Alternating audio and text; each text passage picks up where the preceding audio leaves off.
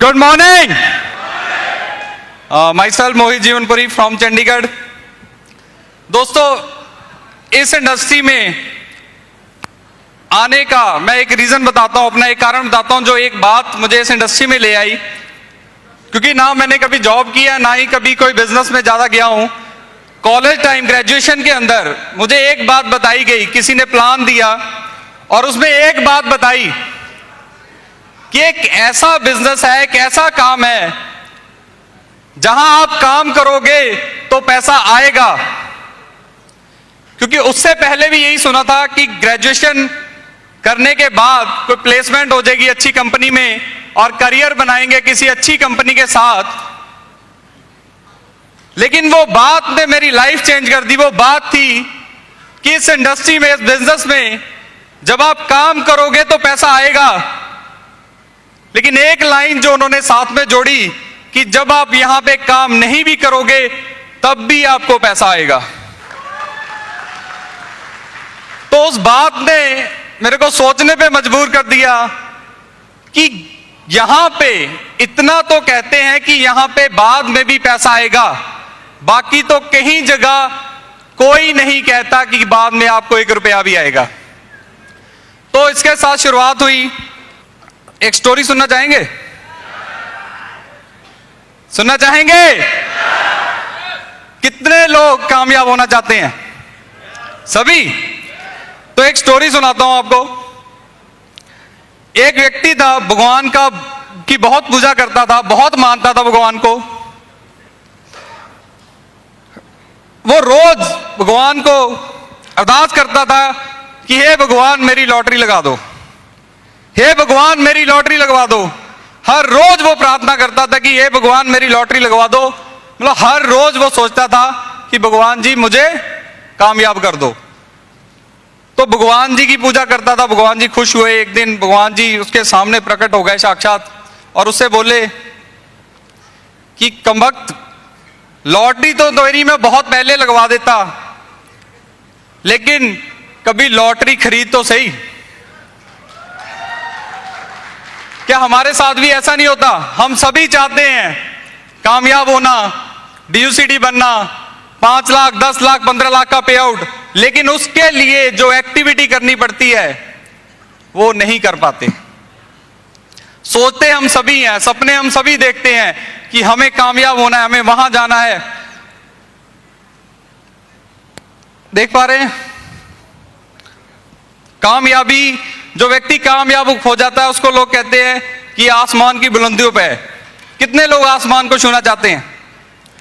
कितने लोग आसमान को छूना चाहते हैं? तो एक इसको प्रैक्टिकल में करते हैं। कोई भी 4 वॉलंटियर स्टेज पे आ जाएं, कोई भी 4 पर्सन जो फिजिकली फिट हो। फिजिकली फिट कोई भी 4 पर्सन, 4 फिजिकली फिट। बस बस बस बस धीरे धीरे धीरे धीरे धीरे धीरे धीरे विनिंग टीम के जाबाज हैं। सभी आसमान छूना चाहते हैं? चाय पिए सभी ने? फ्यूल आ गया हमारे अंदर, तो आसमान छू लें। आसमान कहां पे है? तो कोशिश करिए आसमान को छूने की। कोशिश तो करो। Thank you. आसमान छूना चाहते हैं हम सभी और कोशिश भी कर रहे हैं, लेकिन कहां तक पहुंच पाए? कहां तक पहुंच पाए? अच्छा, कितने लोग यहां पे इंजीनियर हैं जो साइंस स्टूडेंट है? काफी है, क्योंकि मैं भी साइंस स्टूडेंट हूं। मुझे ये समझ नहीं आया कि वो साइंस जो हमने पढ़ी है, इतनी 4 साल डिग्री करी है, वो लाइफ में काम कब आएगी। तो आज देखा कि टॉपिक में उस साइंस को ऐड कर देते हैं। तो इन्होंने कोशिश की आसमान को छूने की। एक बार दोबारा कोशिश करके दिखाना। आसमान को छूना है ऊपर देखते हुए। 1 फीट ऊपर गए होंगे, 2 फीट। कोई कितना भी कोशिश कर ले, ज्यादा से ज्यादा कितना जा सकता है? इनको देख के लगता है कि आसमान को कभी छुआ जा सकता है? क्या ऐसे छुआ जा सकता है? क्योंकि जो हमारी एक्टिविटीज हैं, हमारी एक्टिविटी ही बताती है कि हम कहां तक पहुंच सकते हैं। हमारी एक्टिविटी बताएगी कि हम कहां तक पहुंच सकते हैं, क्योंकि इनको रोक कौन रहा है आसमान छूने से? कोई बता सकता है? साइंस स्टूडेंट सभी बता देंगे क्योंकि यही पढ़ते रहे। ग्रेविटेशनल फोर्स, गुरुत्वाकर्षण। ये चाहते तो है आसमान की तरफ जाना, छूना चाहते हैं, हम सभी कामयाब होना चाहते हैं, लेकिन हमें रोक कौन रहा है? और हम एक्टिविटी करते हैं, दोबारा वापस आ जाते हैं, एक्टिविटी करते हैं, दोबारा वापस आ जाते हैं।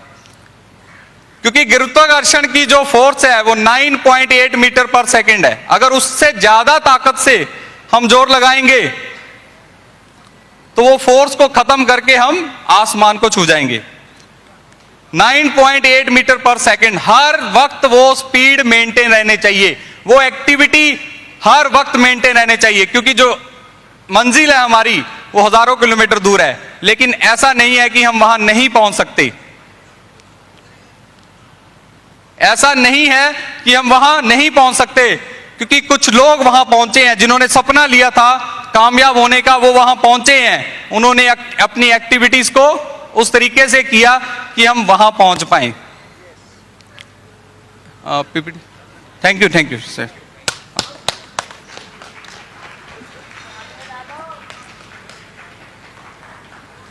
क्या हम भी सिर्फ इतनी एक्टिविटी करके छोड़ देते हैं? देख सकते हैं आसमान छुआ जा सकता है। किसके साथ? विनिंग टीम सिस्टम के साथ। एक बार जोरदार तालियां विनिंग टीम सिस्टम के लिए। सिर्फ डिफरेंस ये है कि हमें जो अपनी एक्टिविटीज हैं वो ईमानदारी से रेगुलर करनी है, वो स्पीड रेगुलर मेंटेन करनी है। क्योंकि कुछ लोग कुछ ऊंचाई पे जाके वापस आ जाते हैं, वो चैलेंजेस जिसको हम मान लेते हैं वो हमें वापस खींच लेते हैं और वो एक्टिविटीज करना छोड़ देते हैं। क्योंकि जिस भी प्रोफेशन में हम हैं, कोई जॉब कर रहा है, कोई बिजनेस कर रहा है, वहां पे हर काम हमारे से करवाया जाता है। हमारे ऊपर बॉस होता है। बॉस किस किस को पसंद है? कोई हाथ खड़ा है? बॉस किसको अच्छा लगता है? लेकिन इस बिजनेस में हम कहते हैं कि हमारा कोई बॉस नहीं है, हम खुद के बॉस हैं। तो वहां पे तो कोई होता है हमारे से काम करवाने के लिए, एक्टिविटी करवाने के लिए। इसीलिए हम अपना काम मजबूरी में या ईमानदारी से करते हैं, एक्टिविटीज करते हैं और बिजनेस को बढ़ाते हैं जिस भी काम में हम। लेकिन डायरेक्ट सेलिंग इंडस्ट्री में कौन सा बॉस है जो हमसे एक्टिविटी करवाएगा? किसको अपना बॉस मानना पड़ेगा और एक्टिविटीज को रेगुलर करना पड़ेगा। और इन एक्टिविटीज के लिए ईमानदारी किसको रखनी पड़ेगी?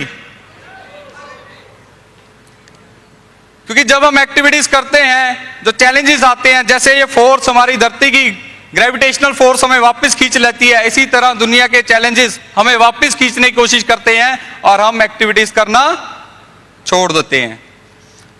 तो पर्सनल एक्टिविटी सर्कल ईमानदारी से हमें, जो विनिंग टीम का पार्ट है, सिस्टम है, उसको रेगुलर करना है और ईमानदारी से करना है। और कब तक करना है? कब तक करना है? जब तक हम कामयाब नहीं हो जाते। तो नेक्स्ट जो मैं बात करूंगा आपसे कि कोई भी बिजनेस करने के लिए एक मेंटालिटी काम करती है ना, एक माइंडसेट काम करता है। तो इस बिजनेस में काम करने के लिए जो मेंटालिटी रखनी है हमें, वो कैसी रखनी है?